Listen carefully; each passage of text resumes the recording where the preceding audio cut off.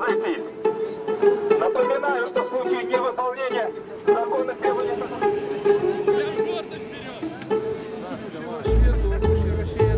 Я памятаю, дзе я была ў гэты дзень у гэты час. Я ехала да сваёй знаёмай разам з мужам. Мы дамаўляліся на сустрэчу і прыехаўшы, мы там прабылі гадзіны паўтары.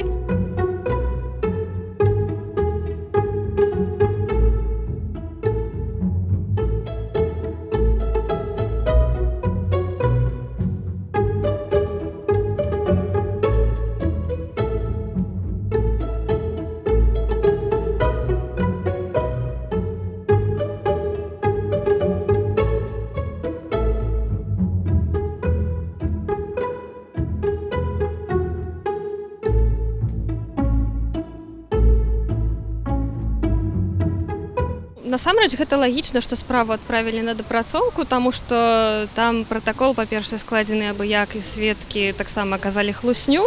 Хаця, ну, ідэальна, напэўна, было б правільна, калі б справу закрылі, мяне прызналі невінаватай, а да адказнасці прыцягнулі б якраз такі гэтых сведак.